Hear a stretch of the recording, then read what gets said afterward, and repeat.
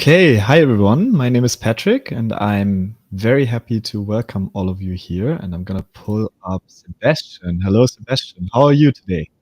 Good. I'm doing fine. How are you? I'm very good as well.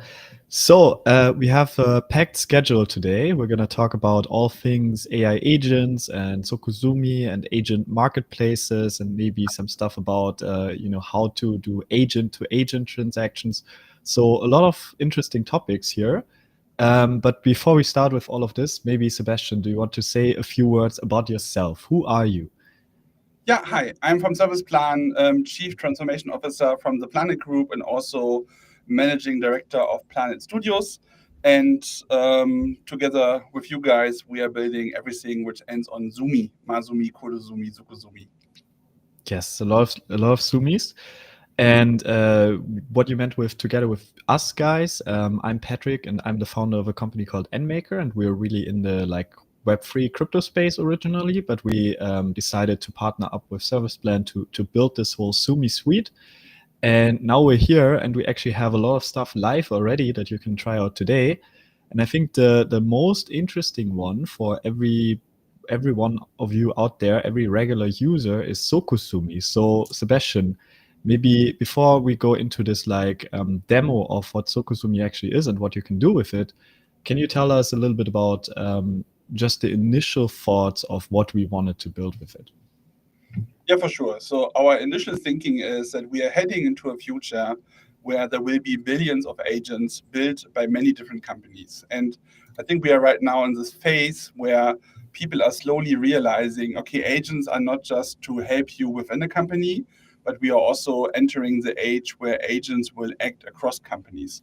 And we started really with the idea to say, okay, how do you manage this? How do you manage the discovery of agents? How do you manage payment of agents? How do you make sure that agents can be held accountable for what they do? So we had all these ideas, and these ideas ended up to be the Mazumi protocol.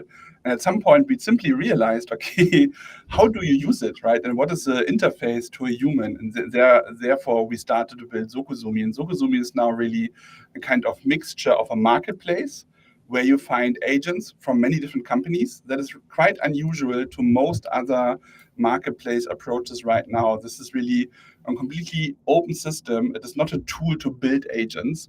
It is really just making agents discoverable and giving it a really good user interface to interact with agents from different companies. And the way we did this, we will show you in a second, is also that it's going really in the direction of being an enterprise productivity tool, because we made the really unusual decision to not make it chat based. Exactly. It's not chat based. It's more email like, I would say, or inbox based rather. But maybe before we talk about all the specific features and how it actually works, let's just jump into it. So what you can see on the screen right now is actually the Sokosumi landing page. So you can literally just go to sokosumi.com today and try it out for yourself. But basically here, it's a regular landing page. It explains a little bit what you can do with it. But the interesting part really comes when you actually register and you sign up. So when I click on open app, what happens is that I land on this nice agents gallery page here where all the agents that are currently live on Sokosumi are listed. So as you can see, there's already quite a few. And there's a few which are really popular, like, for example, the Advanced Web Research Agent or the Ask the Crowd agent by a partner company called Factor 168, and a bunch of other agents from Service Plan and from UTXO AG. And basically, you can now go in and really hire each one of those agents. And yeah, Sebastian, which one of the agents should we try out? What do you think? So maybe let's start with a really simple one. Maybe just really advanced web research. I mean, it's quite funny that people are using it so lot, but maybe let's stop right here. So every agent has actually a details page. And because it is a decentralized marketplace, you want to understand of what you are getting into. And we designed this details page in a way that you can fully understand of who is really providing this agent and what you can expect. So it has at the very top, you see the name of the company, you see the name of the developer, the amount of credits. We will get into the payment in a second. You can see how many runs it has. And then there's an optional description field where developers are encouraged to really provide you a good idea of what you get and what you don't get. Each of them has a task, and then also we have for each of them example outputs. And that is for us a key principle, that you always, before you buy something, you can check what you will get. And these example outputs, they are actually part of the protocol. So we designed the protocol behind this in a way that developers always have to do this so that you get a better understanding of what you are buying. And in this case, we are just providing PDF documents with examples. And also, what is also quite important, like every agent has their own terms of service, their own privacy policy, and they can link to all the corresponding legal documents. And this is again quite important. It is not a central system; it's a decentralized system, and you can really check for all of them of what you're getting into. In the very bottom, we also show right now in which classification the agent falls under the EU AI Act. And we also have plans to extend this. So we are really about transparency, and we want you also to showcase in the details page in the future which model is being used, is it GDPR compliant, which data is being stored, where's the data processing happening. You want, especially as an enterprise, you need to do a little bit of due diligence if you can work with an agent, and the marketplace in Sokosumi is designed in a way to give you as much transparency as possible. Exactly. Transparency is key. And I think, as with Service Plan and also with Nmaker, we're both European companies and based in Europe, and we have a very strong foothold here in Europe, and obviously are working with a lot of like European enterprises and other companies.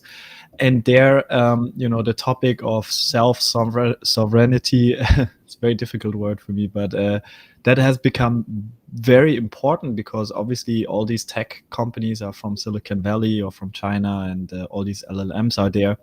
And I think there's now a movement here in Europe also to really say, okay, we're only using certain models that are hosted in France, for example, by Mistral, or some self-hosted models or other things. So it's really not about us forcing anyone to go down any of those routes, right? It's more about us providing the framework to really be able to make those decisions, because you know exactly, okay, this agent here now is running on these servers and it's using this LLM and so on. And then you can come in and you can make your own decision based on that. And then you can whitelist the agents for your company based on that. Or you say, okay, I'm going to keep it very flexible and open, and we just support any kind of agents. Correct. So let's hire this one. Yeah, let's hire it. So this is a very simple agent, right? It only has one input here. And obviously, as the title already says, it's advanced web research. We can now research any kind of topic that we want to. I don't know what topic is very in at the moment, Sebastian. Do a research on the rollout of ChatGPT agent. Oh my God.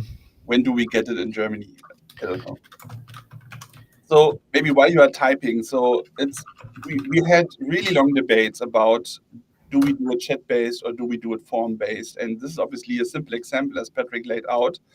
But we think that, especially in the enterprise context, forms also have advantages because they give the user a structure of what kind of input is expected, and they're also helping you with a certain use case. We could have go down the route that you just write a prompt and then the agent is asking follow-up questions. But we feel that for most enterprise use cases, this is not the most productive way of doing things. Exactly. And sorry, I heard myself twice there because I opened the video in the background. But exactly. So what happened now is we actually hired this agent, right? And you can see, okay, the status here for this run is hiring. And this pretty much looks very familiar for most of you because it looks like an inbox, like how Sebastian mentioned, and not so much like a chat. So we are now basically, we have given this agent a task, and we're now waiting for this agent to receive the payment and then also to complete the task. And I have a few other examples of already finished tasks here. So for example, if I click down here, I think I just asked for what is currently the top news story. And then here I asked for Perukaville information because that was a festival I went to. And then these are already completed tasks. And this one is gonna be completed in a few minutes as well. But basically, the agent often works in the background with many other different agents and with many different tools, and it does a lot of different things to get to this result. And because of that, it's not instant. It's more comparable, I would say, to the ChatGPT deep research kind of agent, which you start and then it really goes on for like a certain amount of time, and then you get back to, or you can come back to this like really nice, very cohesive and larger kind of output with a lot of details and information there. Correct. And there are two key Yeah. features which are coming this summer, which you might want to see here. The one feature which we will launch this summer is that you can see while the agent is working the reasoning outputs. Right? You know this from Perplexity, you know this from ChatGPT, that you can click on the box and then you see what's happening. We will do the same thing. We just haven't had it for launch. That if you would click now on a job which is running, you will see then everything which is happening in the background. And also, even though we have decided against chat, we still want to have a human in the loop capability. So what you will see in the future is that you will have a notification in your inbox that your agent wants something from you.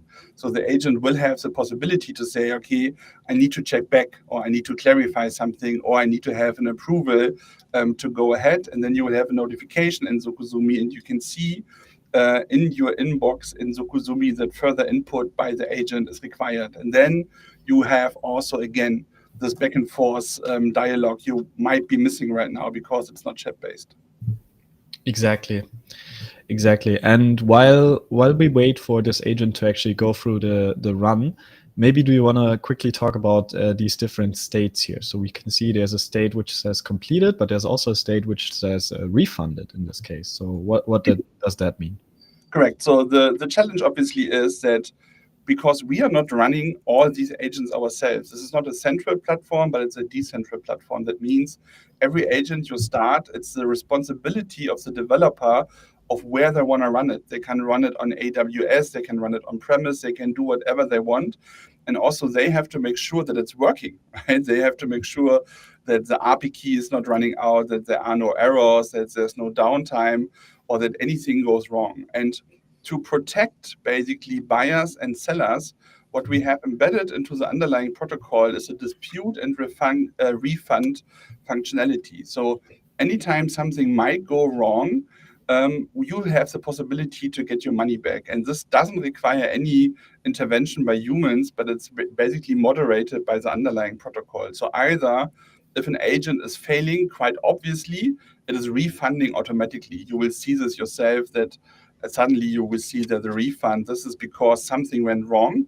Or what you can also do, if you say, I want a refund because, for example, you believe that the output you have been getting is not in line with the output examples which have been provided, you can click also on the bottom right corner. Patrick can show this, and you can request a refund directly.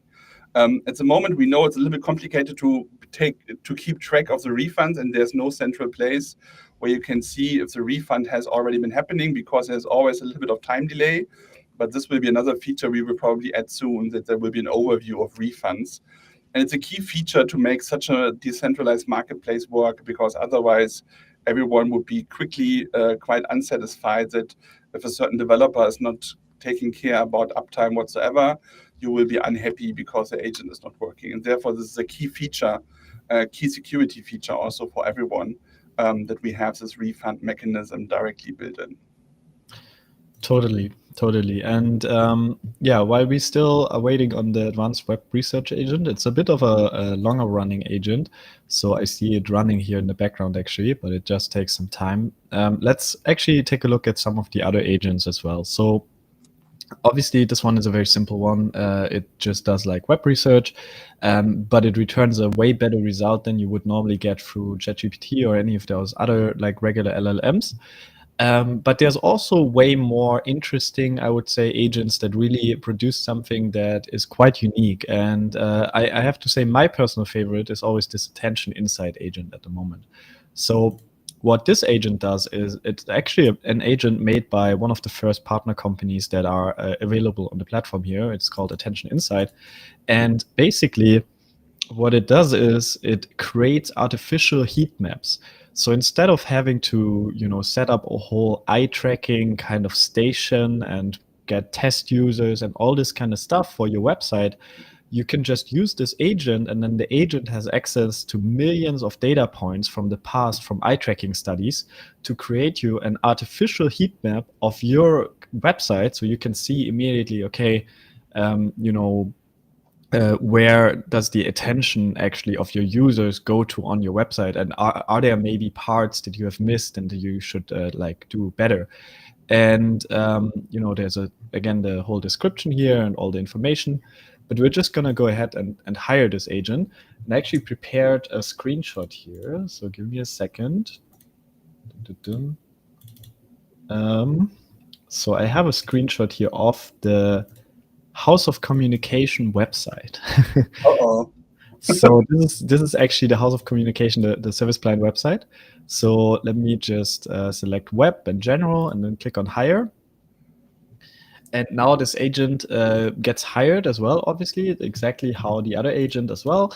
And we have to wait a little bit. There's like a whole thing running here in the background. But while we wait there, we can take a look at a few other websites that are already done, because I played around with this agent a lot yesterday. As you can see, there's like 10 runs or so from me yesterday. And I'm very impressed by this agent. So for example, here, what you can see is here I actually tested the Sokosumi website in light mode. So that's why it's white and not black, like how you see it at the moment. But I tested this agent gallery to see, okay, where is actually the focus going? And it's quite interesting to see that most of the focus here is going actually on the logo, which might not be the perfect, use case in this case. And maybe we should do something about it. Maybe we should make this logo slightly smaller or like less prevalent there, and put something else more interesting up there in the left corner. But then besides that, we see, okay, the remaining kind of attention mostly goes obviously to the titles, and not necessarily the titles which are here on the left, but more the titles here in the middle, which is also really interesting because we are sorting the agents by usage, right? So this one is the most used agent, but it's actually not the one that gets the most attention, as you would expect, really, because it's the first one, right? So actually the agents which are on rank 2 or 3 get way more attention than this one. So that's something I didn't expect personally. But yeah, we get a lot of outputs here. And we can basically do all this and get all this without actually having to, go ahead, as I said, and hire like someone to test it and to do a whole eye tracking study and so on. So I think this is a quite amazing agent, in my opinion. All right, so maybe let's talk a little bit about payment and how this is working while the other stuff is running. So as you can see right now, all these agents, they have credits, right? And one credit equals right now $1. And the way we do this right now is that you basically purchase a kind of prepaid currency. You can do this in the top right corner and go to billing and just select how many credits you want to buy. And it's then a quite typical checkout process provided by Stripe, where you can choose many different payment methods, and then you purchase credits. And the credits you can then easily spend on all of these agents. We still have, until the end of this week, a special offer for you running, where when you log in, Patrick can't see it anymore because he already did it. You can, in the top right corner, a big button which helps you to claim 100 free credits, which is an equivalent of $100 right now, to play around with this. And one of the cool things we have done is that we have introduced also, obviously, organizations. So when you click on the top right, you see that Patrick is already part of an organization, and organizations can be managed as you would expect. So you can invite your users, etc. And what you can do is you can switch to your organization and buy also credits for your organization. So you switch from Patrick to his organization. And in that case, you can now organize credits for all of your employees. It's quite basic right now of how we implemented this. So you just purchase them and every employee can spend them. But we have planned many different additional enterprise features so that you can set, for example, spending limits would be one thing. The second thing is that we will allow you in the interface in the future to whitelist agents your employees can use. So this allows you to limit what kind of agents are really available to your organization, where they can either spend credits on or which they can work with in general. So it might be the case that you want to, for example, depending on all this metadata we provide for all the agents, that you say, we can only work with these agents because we maybe have also kind of special agreement with them, or they basically have enough transparency or GDPR compliant, whatever the criterion might be.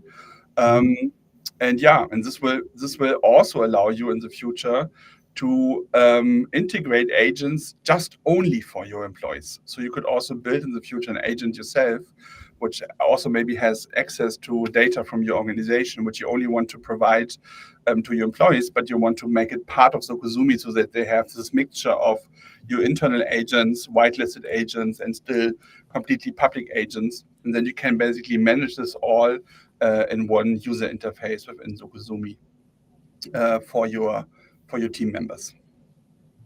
Exactly. And I think one thing that you can also say there is, we are really thinking about how can we orchestrate and manage those really like teams of agents, right? I can hire all those agents individually here now, but I can also hire them and then basically in the future channel their output towards another agent and say, okay, if you did a research here, like an advanced web research, we can take this output and we can basically give it to another agent who maybe does like a, I don't know, further study on it or create some content based off of it or something like that, right? So it's really important for us to create these connections, these agent to agent communication ways in a way, so that they can hire other agents autonomously, or I as the user can say, okay, I want to have those 5 agents that work together. And when we're thinking about organizations here, this becomes really interesting because you can almost treat agents as co-workers, I believe, because you can really, give an agent a task and then the agent runs for a while and then it returns to you with the output of that task and you can use it. And there it becomes really important that you are also able to share this output inside of your organization. So I think right now, we don't really have that feature yet, but we will have that feature soon, where you are basically able to run agents and then share the output with the rest of the organization inside there. And then this output can be reused by everyone in the organization and shared with other agents or just be used in general in their workflows. And I think that will become really, really interesting as well. So from a business perspective, also, this is opening up new ways to monetize, right? And I think we could touch maybe now a little bit on how can you sell on Sokosumi yourself, because obviously there are many companies who are basically offering data. They already have APIs. You maybe have already been building your own agent, and now you are looking for ways of how to monetize it, because Sokosumi is open for everyone. And if you build something like an API, like you have data, like you have built your own agent, it is quite simple in order to participate on Sokosumi and to sell your agent and to edit here. Do you maybe want to go into a little bit of a detail, Patrick, of Yes, what is required to do this? absolutely. So Sokosumi is built upon a protocol that we have created, which is called Mazumi. So it's the Mazumi protocol, and the Mazumi protocol is a decentralized protocol which enables agent-to-agent communication. So it solves 4 fundamental challenges, and those 4 challenges are here on the Mazumi website listed. And it's really about, number one, how can agents monetize themselves? So how can you actually pay agents, and how can agents pay other agents in order to hire them? Then number 2, how can we verify those agents? So how do we know that an agent that is registered on a protocol is actually coming from, in our case, Service Plan, or coming from NMaker, and is not trying to scam us or like trying to just get to information or so? So how do we verify the agents' identities? Then number 3, and this is a really important one as well, decision logging. If we have multiple agents that work together and that have different tasks, and then together as a team they are solving a more complex problem, what happens if one of those agents makes a mistake? What happens if one of those agents that gives you the wrong output, and then suddenly in the end you have the wrong output there? How do you even know which one of those agents did it? And how can you trace that back? So what we added here is we added decision logging for each agent in this chain, so that we can always verify an agent is correct, and that we can see exactly that, for example, one agent in the middle has had a problem, and then we can go back there and we can basically retry that step and are not stuck with the wrong output.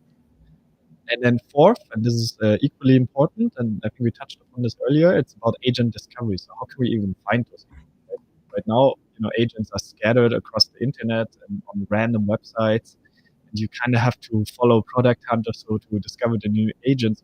But with us, we have built an actual marketplace for humans where we can find those agents. We can try out the agents very easily. And not only we as humans can find the agents, but also other agents can find themselves. And they can say, okay, I'm now looking for an agent that helps me solve my problem. And then I'm going to autonomously hire this agent. So it's really interesting. And it's really about enabling as much as possible this like agent to agent kind of future and economy. And basically, now getting back to the point on how do we register agents on Sokosumi, basically the way to register an agent on Sokosumi is by just building an agent. Doesn't matter which framework, doesn't matter which.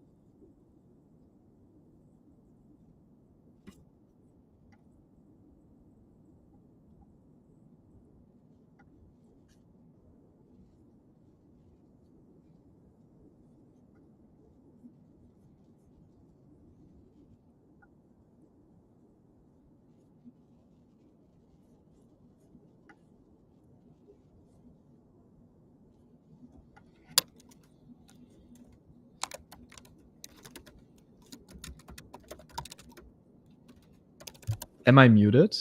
Oh, I'm sorry. Can you hear me again? Okay. I think you can hear me again. But also, I think Sebastian can't hear me.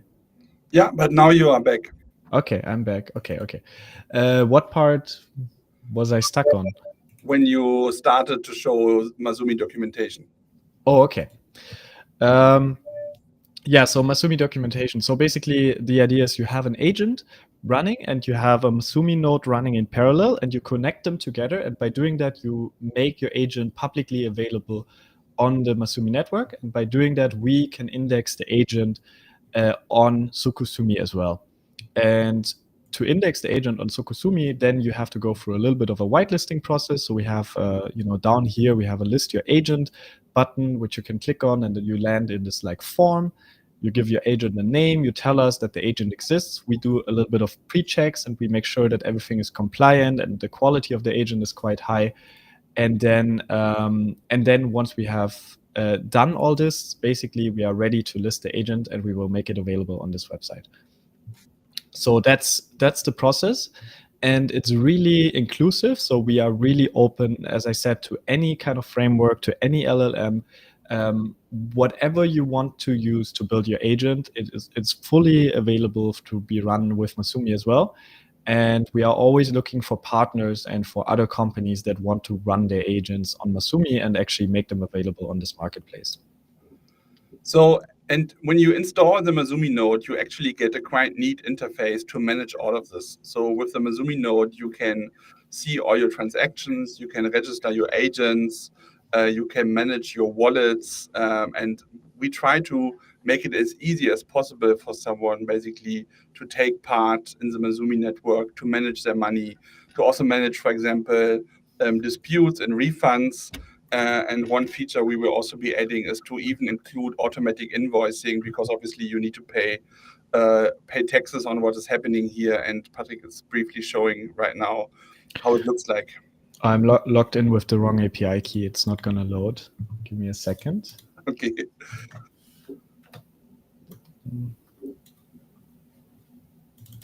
you can continue talking if you want to. So, as you know, or as you might know, Mazumi is actually running on a blockchain. So the underlying technology in the very bottom of the stack is, so to say, a blockchain. We have been choosing the Cardano blockchain. It's one of the most decentralized blockchains, which has an architecture designed for parallelism and for scaling, and it has many technical benefits of why we have been choosing it. And all of this money transfer, decision logging, verifying identities, all of this is being basically handled through the blockchain technology, which is a great choice for agents and why we have decided to build on this. And what we try to with Mazumi, and you can see now here the node interface, is to take out the complexity of blockchain, because many people don't want to bother with blockchain technology. It's complicated, it's confusing, and we get it. It truly is. But with this node interface, we want to make it as easy as possible for you to manage agents and to take part in this economy. Exactly. As a regular agent developer, you really don't have to know anything about blockchains, and what you need to know is really handled by this interface here. So we manage the wallets. You can create new wallets with the click of a button. You can register your agents with the click of a button, and you can really interact and see all the transactions that are happening with your agent and all the refunds that are maybe happening with your agents. You see here the refund withdrawn. So all the different states are all visible and completely transparent in the Mazumi admin interface. So it's really, I would say, very easy for regular developers and regular agent developers. And not only that, also for no-code developers, because nowadays, everyone is vibe coding and there's like N8N out there and many people are building agents with that. We really are working hard to make it as accessible as possible for every kind of coding skill level, so to speak. And we are working right now on many integrations. So we know that people use many different tools, really from N8N to maybe Crew AI Enterprise to, Yep. I forgot the other name of a really popular low-code tool. And we are building right now many integrations so that depending on the tool you choose, it's really easy. Here, Patrick is already showing, we have now, for example, this N8N integration coming up. You can simply build your agent in N8N. You can connect it really easily to a Mazumi node, which you can set up somewhere, and then your N8N agent becomes available on Sokosumi if you want. Exactly. But now I would say let's close this and let's go back to Sokosumi to take a look at the results of the agents we started. Yeah. So let me share my screen again. Oh, that's the wrong screen. Apologies. I have 3 screens here, so it's a bit complicated nowadays. Okay, here we are. So let's maybe go back first to the advanced web research agent. So as you remember, we asked the agent, when do we get ChatGPT in Germany? ChatGPT agent in Germany. And now you can see, okay, the web research agent actually gave us a whole introduction here to the topic. Then it talked about the global launch of the ChatGPT agent, which was on the July 17th. And and gives us the current status, gives us the regulatory consideration. So the output is much, much more extensive than you would get it if you just asked ChatGPT this. So it's quite, you can really tell that there's not only one agent, but a whole crew of agents here working in the background to create you the best possible output. It's a kind of in-between between asking ChatGPT and doing deep research. It sits somewhere in the middle. Exactly. And then let's also go over to the Attention Insight agent. So there, as you remember, we asked it to do a heat map for the service plan website, so for the House of Communication website, which looks like this. So this is the original screenshot. But then if we scroll down, we immediately get the heat map and we can see, okay, the focus on this image here is very clearly on the face of this person, and then a little bit on the logo and a little bit here on the text as well. So we can see that this is really the focus map, and this is really how regular people that visit the website would just visualize the website. And based off of that, we can now make decisions to say, okay, maybe we want to optimize it and we want to add more call to actions or just change the layout and so on. All right, great. I think this was a good round trip about everything. So we will be open up for questions now, and I see already one question, so maybe let's start with it. The question is this is using ADA. So ADA is a native currency of the underlying Cardano blockchain. And the answer is that the payments are all being made in a stable coin called USDM. So USDM is a stable coin available on Cardano. It has a one-to-one backing in US dollars. It's actually MiCA compliant. So MiCA is a European regulation for markets and crypto assets. You can trade it also and buy it in Europe on an exchange called MBX or mint it there. And the one credit on Sokosumi basically equals one USDM, the stablecoin.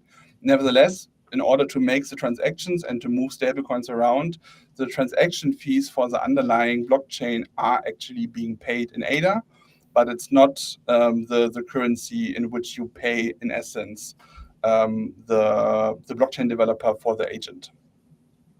Exactly. You answered it perfectly. So if you have any other questions, feel free to post them in the chat. Doesn't matter which platform we're on. I think we're streaming on like 6 different platforms at the same time, and we have over 300 viewers, which is awesome. So thank you for that, first of all. But yeah, as long as we're waiting for some of those questions, we can maybe ask some of the questions that I prepared earlier, or that Eve prepared nicely for us earlier. So maybe I think the first topic that you could really talk about is this whole EU AI kind of topic again. I mean, we touched upon it earlier, but what do you think about that, and how does Masumi and Sokosumi position itself there? Yeah, so I think as we said in the very beginning of the stream, we want to be as compliant as possible with European law and also with German law, because we are not building this for fun. We are building this in order for enterprise clients to take a look at this and say, okay, this is a really safe and secure way to buy this. And I think right now we have basically created a foundation to check all the boxes. So yes, we use blockchain, but we use blockchain in a way that is completely compliant with European law. So everything which is defined in the markets and crypto asset regulation is basically adhered to. So if any legal department would do due diligence, they should come to the conclusion that this is absolutely okay to use in the European Union under the law which we have here right now. Other parts are obviously that part of the EU AI Act, without going into detail, is obviously to demand transparency of what is happening and also to point out very clearly that AI is doing something and that you are not basically trying to obscure what is happening. And all these features we have been building into Sokosumi really help everyone to be as transparent as possible. And I think that is an absolutely fair way to approach it. You can publish your own terms of service. You can be very clear about what kind of data processing you do, what kind of data you save, which models you are using. We want to really create this framework where you don't buy a black box, but it's actually the opposite. We built a really open box, open in terms of everyone can participate, and open in the terms of it is transparent. And I think that is the key foundation. Obviously, we believe that it's really important for Europe to also have this kind of infrastructure ourselves, right? So we are a company, a joint venture, if you want, so between someone from Switzerland and someone from Germany. We are building this completely open source, by the way. So all the 3 Zumis, Kotosumi, Masumi, Sokosumi, are published and available open source on GitHub. And we really try to follow this philosophy and to build a really open, transparent ecosystem here for everyone to use. Exactly. So one question there that I think is quite interesting is all of these agents here are from different companies, right? There's a bunch from Service Plan, there's one from Factor 168, there's one from Attention Insight, there's one from UTX OAG. So what happens if I hire one of those agents? Does it mean that all of these other companies or all of these other agents also have access to the data that I put into this one agent, or how does that work? No, not at all. So at the moment, when you submit the input form, you are submitting the data from the inputs over to this one agent, and that's it. And then it's up to the agent and to his terms of service and his data processing of what this agent does with the data. At the moment, obviously, your data also lives right now within the Sokosumi platform.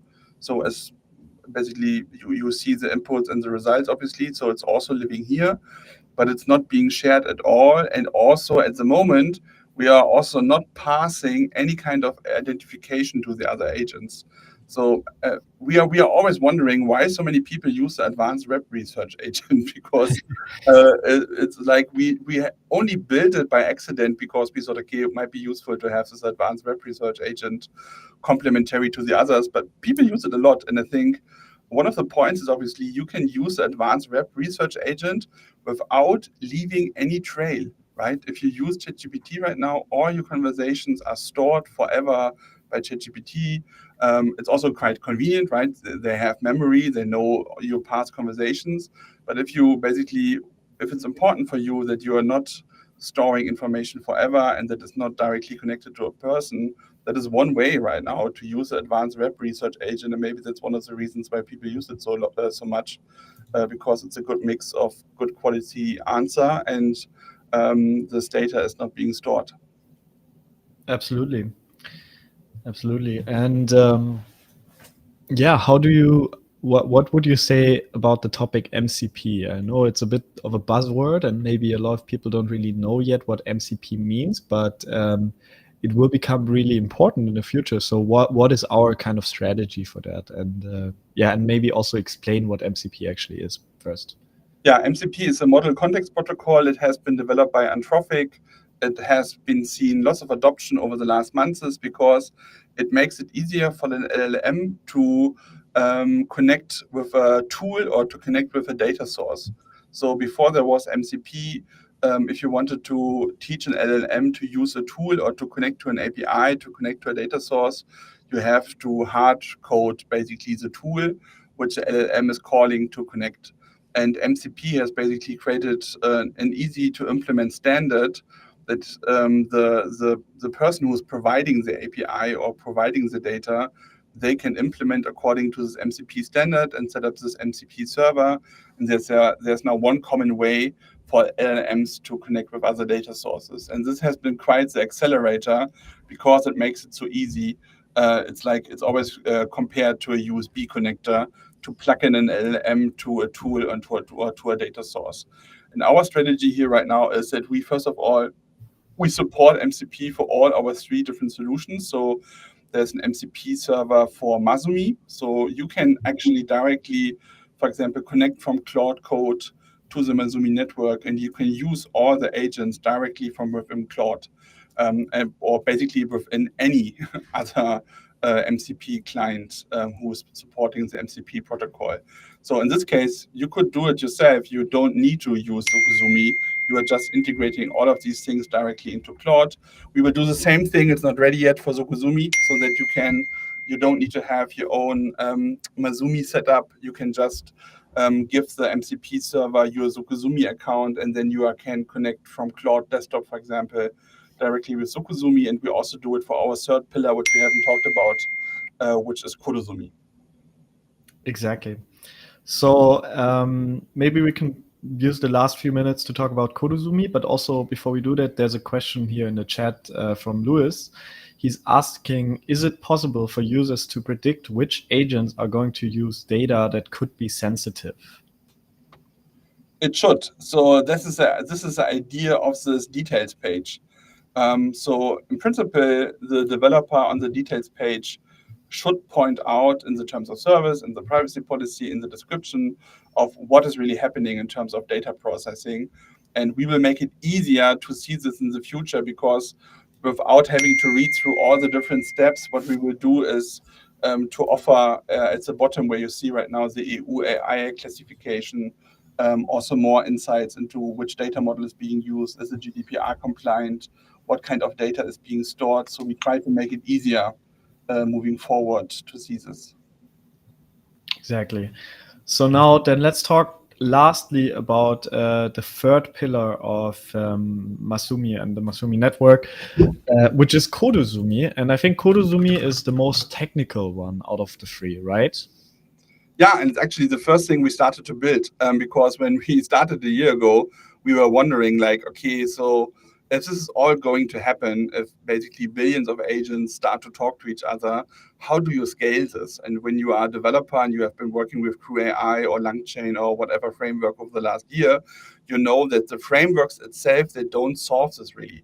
There are sometimes premium features like Crew AI Enterprise or now also the LangChain platform, which makes it easier for you to scale an agent.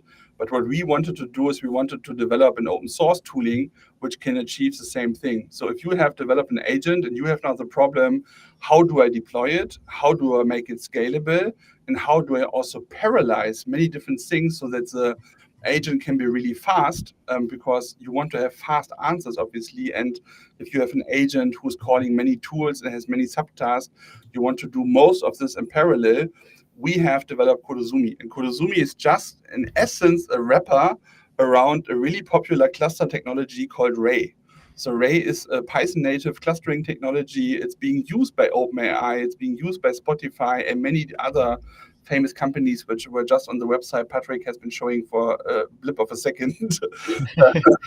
And it just makes it easier for you to basically deploy agents on Ray. Ray is an infrastructure which these companies use to to train models, to fine-tune models, to do inference, so to run models which when they are answering. And it's a really cool tooling we have developed ourselves because we needed it. There's no business model behind it right now. We just have published it open source. You can try it out. It has already a couple of stars on GitHub, and a couple of people are using it. And it's also the infrastructure we use right now behind all the agents coming from us and from NMaker too, on the Sokosumi platform. And this is really the infrastructure in the end, which is enabling this. So you can argue, okay, why don't I just run it on AWS?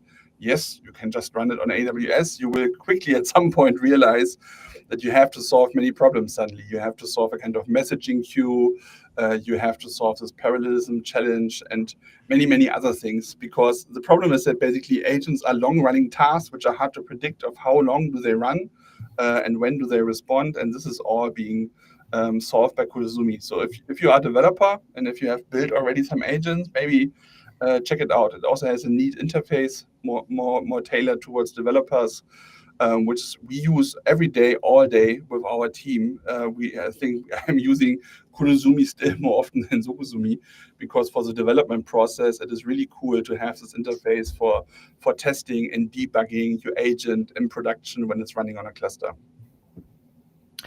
Exactly. And now I think we're basically at the end. We already streamed for 50 minutes now. So thank you, first of all, for everyone who tuned in. It was really nice. And thank you, Sebastian, also for your insights. Is there anything you want to end on? Yeah, our offer with the 100 credits is ending this week. So if you haven't signed up yet, or if you have signed up but haven't bothered yet to claim your 100 credits, do it now, because next week it will be gone. And yeah, if you ponder the idea to say, okay, maybe I have something and I want to publish it on Sokosumi, but this whole Masumi thing sounds too complicated, also reach out. We are really willing right now to help people to get set up quickly and to provide the support necessary to get your stuff on Sokosumi. If you are too afraid to basically to go through this whole blockchain Masumi stuff yourself. Perfect. Yes. Go to sokosumi.com, register, get your free credits. And then I would say thank you so much for tuning in. And I'm going to end the stream now. Have a great rest of your day. Thank you. Bye-bye.